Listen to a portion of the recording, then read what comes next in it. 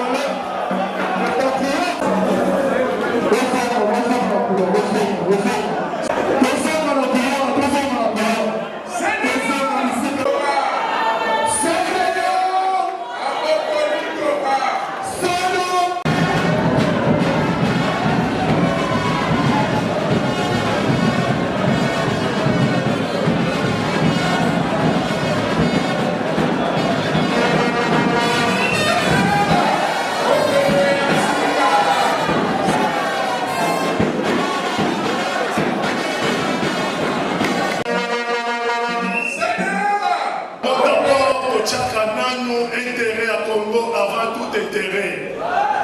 Donc, la Congo d'abord, Malamisa, tout bien, na Congo ya liboso, na Congo d'abord, bien ici, souveraineté. Congo d'abord, ya mi balé ici, indépendance. Congo d'abord, ya mi sa tout ici, intégrité territoriale. Et yo kana Congo d'abord, souveraineté. Congo d'abord, indépendance. Congo d'abord, intégrité territoriale.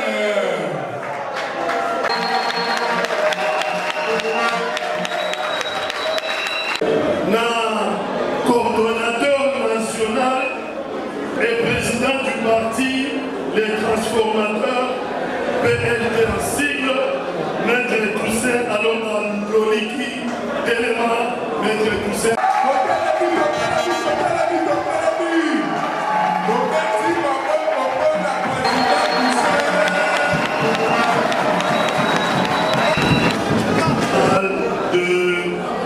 Le Congo d'abord, Toussaint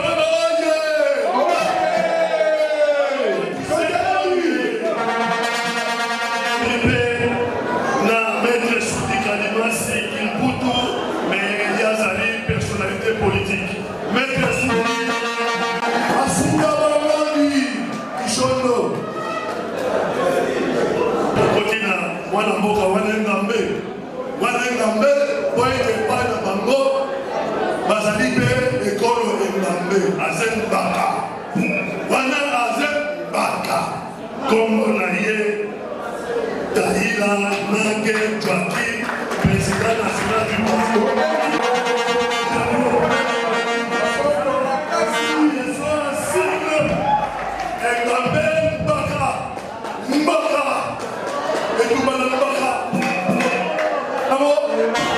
Président Yamadeso, la grande coalition de Congo d'abord. Bon, humblement votre serviteur, quoi. Humblement votre serviteur, quoi. Pati Kadanga, président de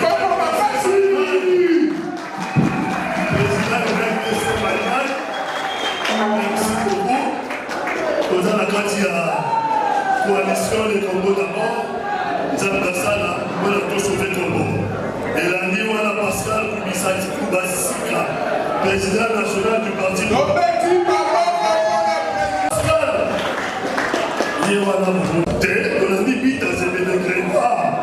président national, il y a parti politique, pardon, président secrétaire, Maman Néo,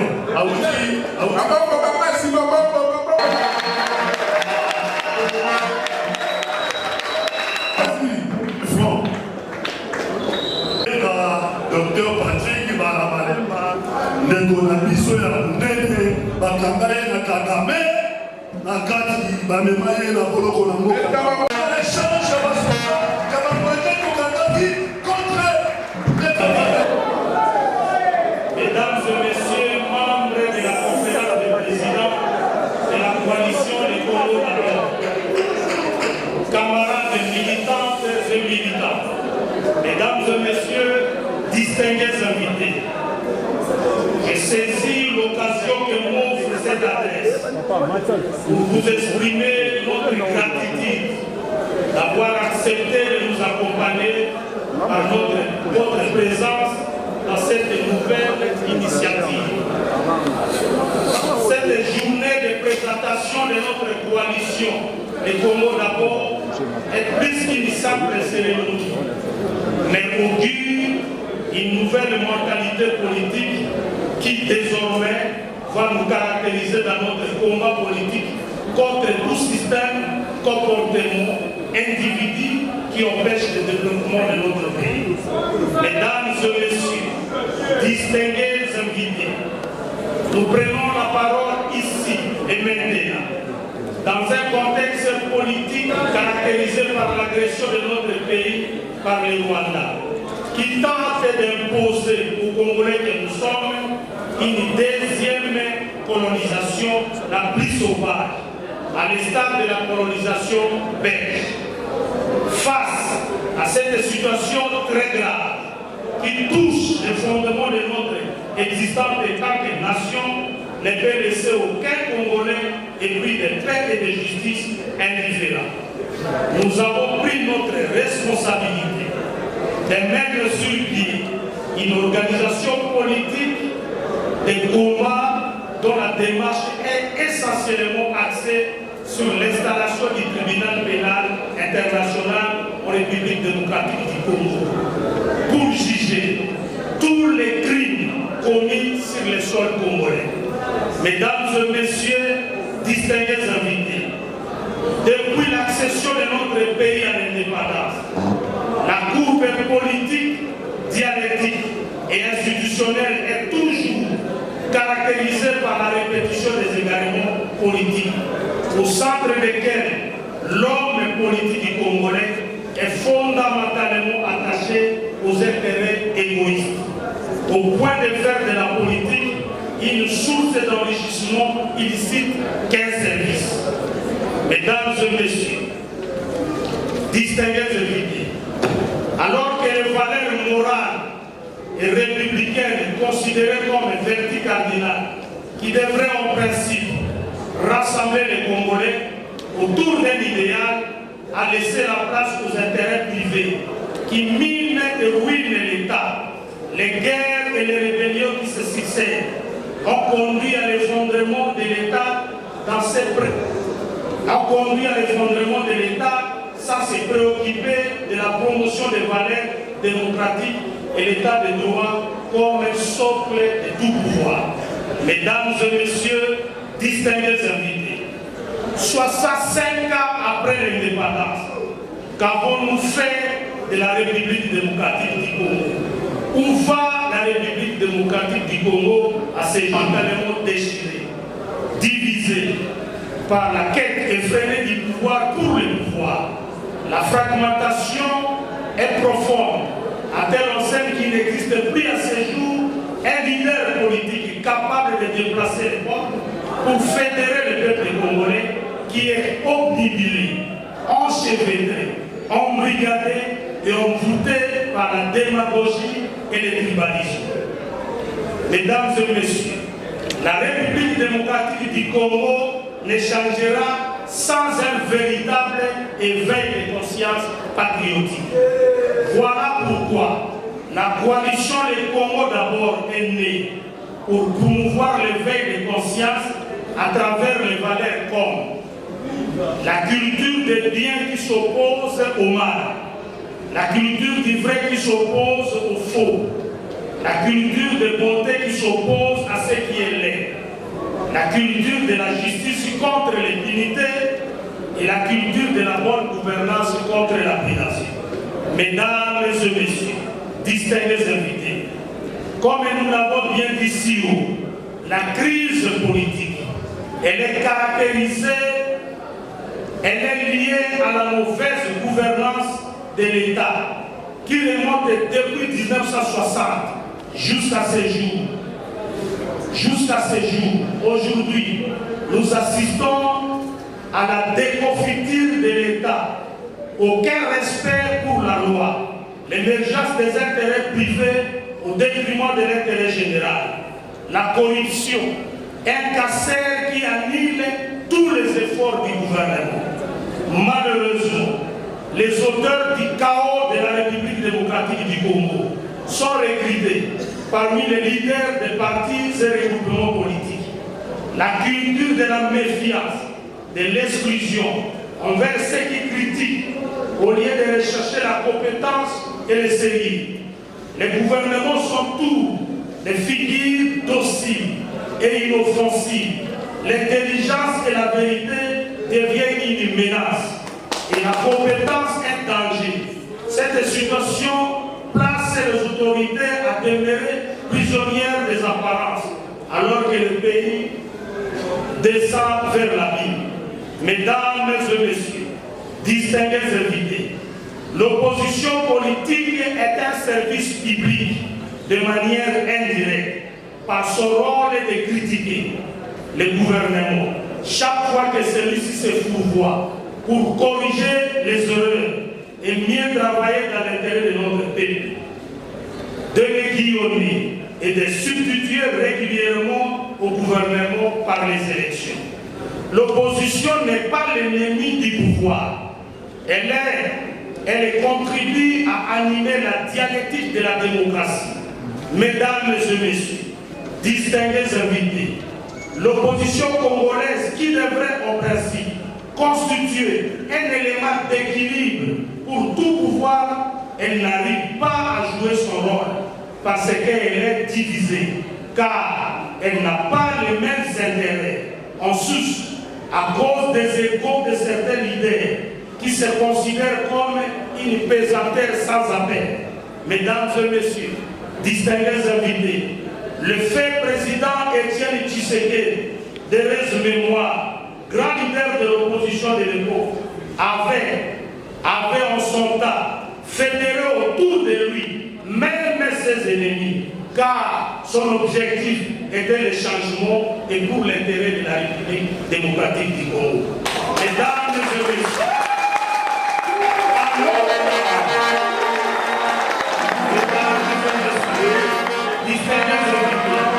la coalition Les Congo d'abord est venue pour relever les combats des idées, la force des propositions, d'orienter notre peuple pour se trouver la meilleure inspiration pour changer le pays. Car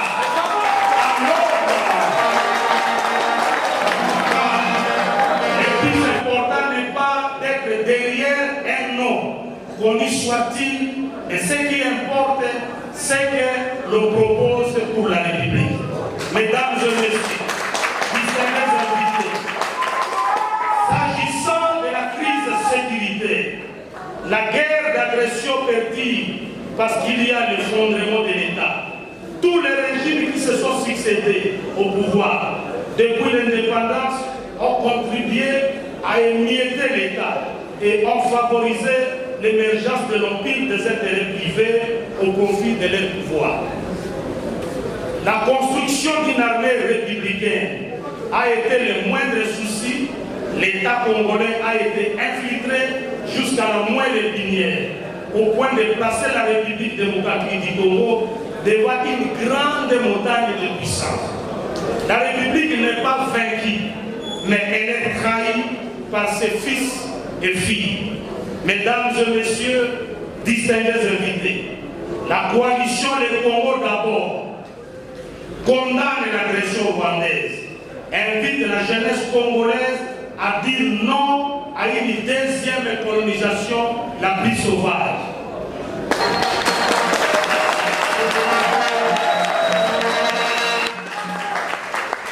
Je disais, la colonisation du Congo d'abord condamne l'agression rwandaise et invite la jeunesse congolaise à dire non à une deuxième colonisation la plus sauvage. Que la République, la souveraineté du Congo, son indépendance, son intégrité territoriale ne sont pas négociables, ni aujourd'hui, ni demain et à jamais. De voir convoquer une deuxième conférence de Berlin, en fait de revoir les frontières de la République héritées de la colonisation, démontre à suffisance qu'il n'a pas bien assimilé l'histoire contemporaine de la colonisation. Il pousse sa mégalomanie jusqu'à prétendre que son combat en République démocratique du Congo est la récupération des territoires rwandais qui avaient été spoliés au profit du Congo belge par la colonisation. Du point de vue historique, de prime abord, nous remercions le roi Philippe de Belgique qui a bien recadré M. Paul Kagame. Il de souligner en 1985, lors de la conférence de Berlin, le Rwanda en tant qu'entité étatique et politique n'existait pas. Le Rwanda-Urundi, comme un autre territoire de l'État africain, était sous la souveraineté allemande. Seul l'EIC, c'est-à-dire l'État indépendant du Congo, était une entité étatique et politiquement reconnue par la communauté internationale.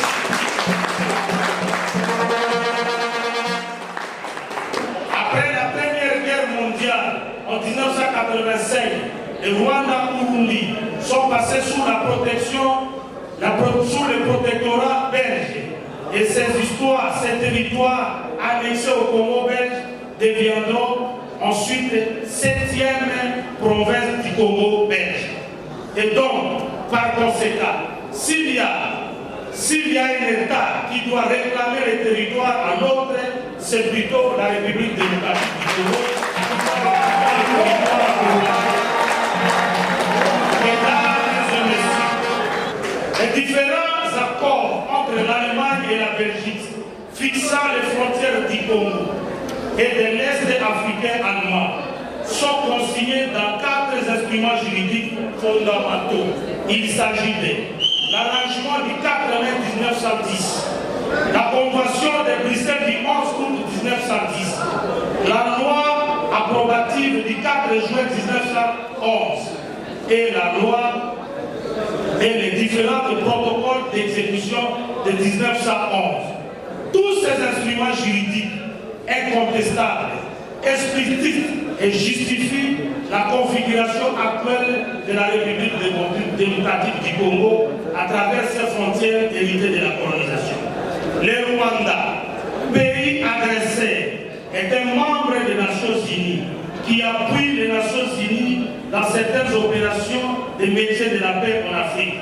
Quel paradoxe! Quel paradoxe! Toute la doctrine qui fonde la démarche du Conseil de sécurité des Nations Unies sur la protection civile, la résolution 2773 du Conseil de sécurité sont bâties en brèche par les Rwandais. Mesdames et messieurs, distingués invités, la République démocratique du Congo est trahie par ses propres fils, abandonnée par ses frères africains et le monde. Il ne lui reste que son peuple qui est le peuple congolais.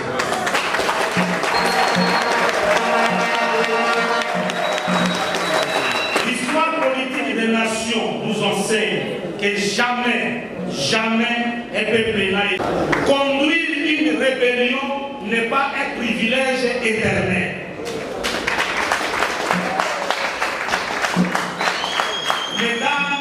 messieurs, distingués invités, si les criminels des nazis ont été poursuivis, jugés et condamnés 80 ans après, la coalition des Congo d'abord s'exerce à préparer les Congolais à toutes les générations, à s'approprier ces combats.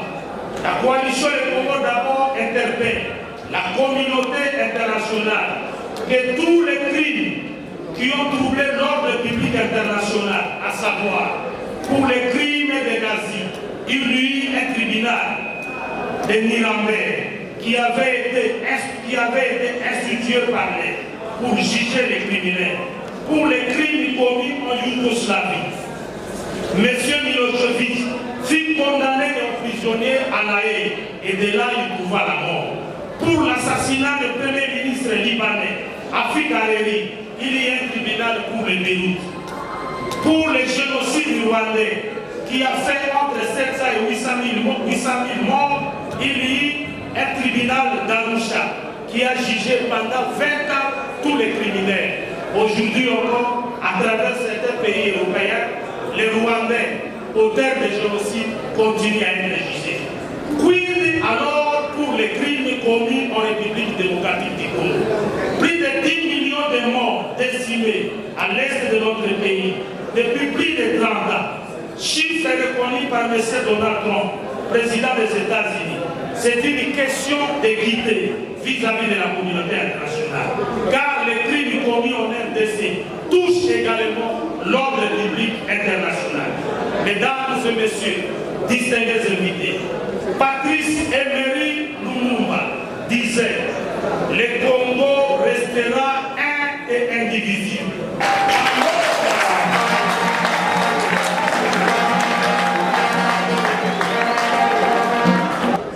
Je disais, Patrice Emery Lumumba disait, le Congo restera un et indivisible. Emery Lumumba, le maréchal Mobutu disait, j'ai consacré toute ma vie pour refaire l'unité nationale d'Isaïe. Et je suis prêt à conclure des alliances, même avec le diable, pour l'unité de ce pays.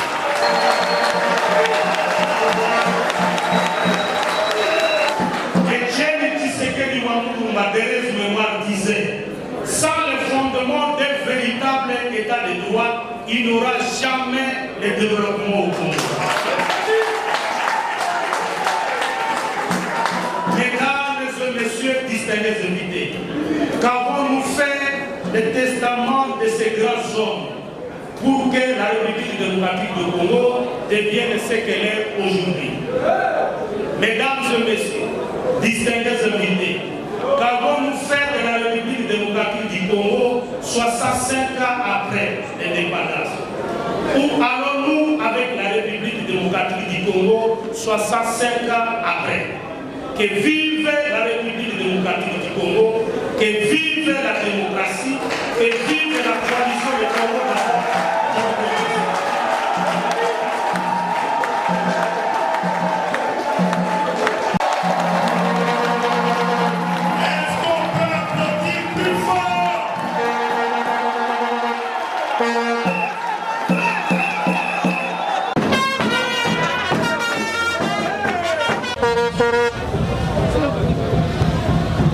Merci, Président.